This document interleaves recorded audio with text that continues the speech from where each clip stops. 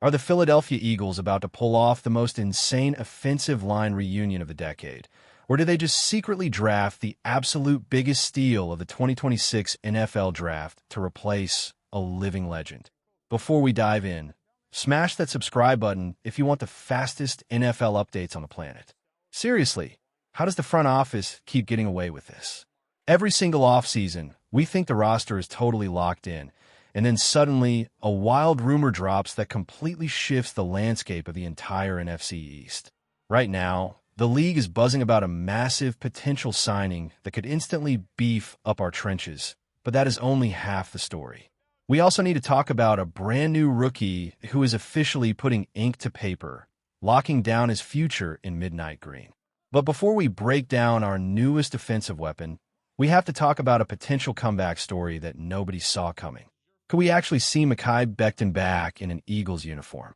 Right now, the massive offensive guard is sitting in free agency, completely untouched by the rest of the league.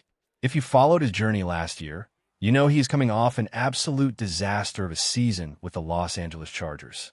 LA threw a shiny 2-year, $10 million contract at him, only to release him after a single, miserable campaign. But according to the biggest insiders at ESPN, bringing Becton back to Philly is a total no-brainer. Let's be brutally honest about his time in Los Angeles. It was completely terrible. He posted a gut-wrenching 37, 1 overall grade, a tragic 44 pass-blocking grade, and an abysmal 37, 2 run-blocking grade. He surrendered 33 total pressures in 2025. But context is everything in the National Football League. The Chargers lost key guys like Joe Alt and Rashawn Slater, leaving the rest of the offensive line in complete shambles. On top of that, Jim Harbaugh brought in Greg Roman to run the offense. Roman's outdated, heavy run scheme was a horrible fit for Becton, especially compared to the lightning fast concept by Devontae Smith. It really dictates the defense. To the absolute masterclass we witnessed from Becton in 2024 right here in Philly. When Tyler Steen got hurt, Nick Sirianni and Jeff Stoutland made a genius move. They slid Becton inside to guard, and he turned into an absolute bulldozer. He posted a 71, 2% run block win rate, and only gave up 4 sacks all year. We all remember how Saquon Barkley went on to have a historic, record-shattering season, racking up the most combined regular season and playoff rushing yards in NFL history. A huge chunk of those yards came from Saquon hitting the hole right behind the massive double teams of Landon Dickerson and Mekhi Becton. Becton completely salvaged his career under Stoutland. His sheer size, standing at 6'7" and weighing 364 pounds, allows him to completely swallow defensive tackles whole. So, do we bring him back? The front office did draft some serious talent in April, grabbing huge guys like Micah Morris to compete on the interior. We also have decent backups like Fred Johnson and Drew Kendall waiting in the wings. Adding another veteran who is fresh off a bad year might feel redundant. Yet if our starting unit catches the injury bug again, having a guy who already knows the system and has proven he can pave the way for Saquon is incredibly tempting. But wait until you hear about the gigantic rookie they just drafted who might make all these backup conversations completely irrelevant. Did Philadelphia just draft the ultimate Lane Johnson replacement? When the first round kicked off, the front office aggressively traded up.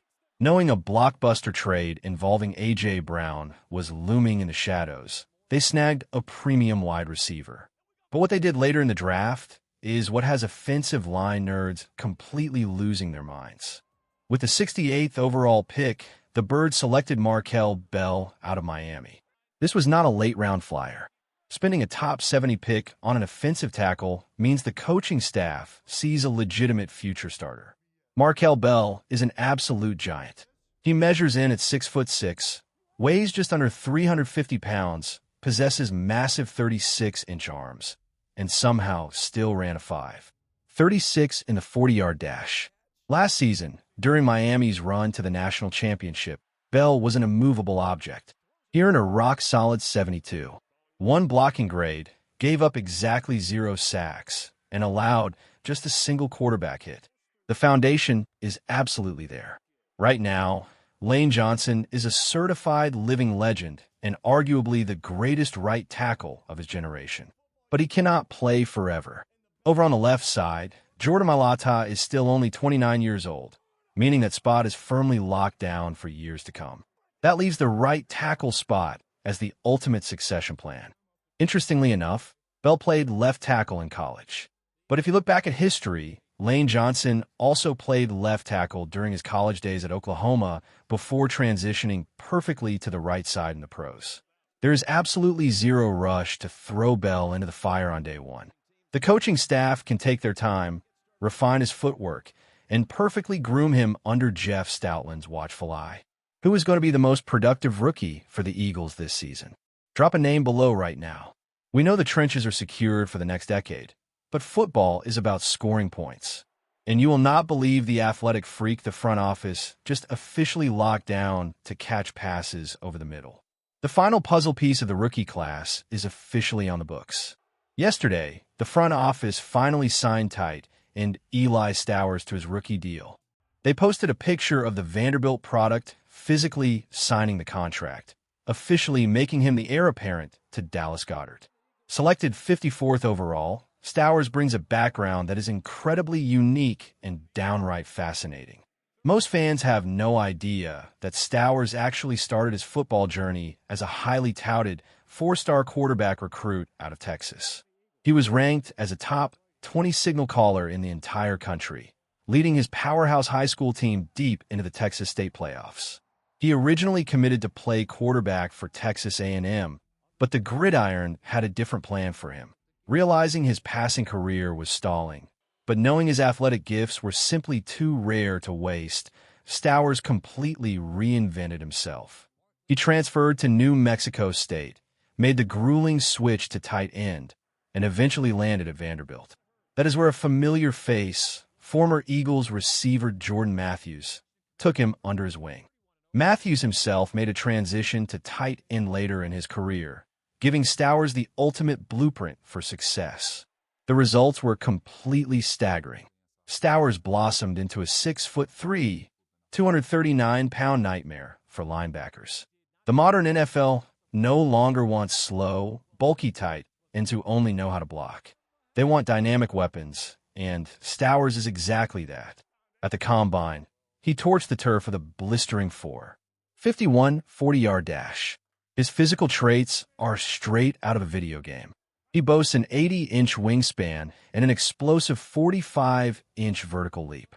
When the ball is in the air, he climbs the invisible ladder and snatches it right off the defender's helmet. He moves with extreme fluidity, gliding through the seams with the grace of a premier wide receiver. In fact, his route running is so crisp that multiple scouting departments actually evaluated him as a wideout during the pre-draft process. Last season, his dominance earned him the prestigious Mekhi Award, crowning him the absolute best tight end in all of college football. He joins an elite fraternity of recent winners like Brock Bowers and Trey McBride. With the new offensive scheme taking over, we're going to see a heavy dose of two tight end sets. The offensive coordinator is going to manufacture touches for this kid constantly. Furthermore, with a massive void left by the A.J. Brown departure, there are plenty of available targets up for grabs. Stowers is not just a depth piece. He has the raw talent to step onto the field on day one and become a major focal point of this entire offense.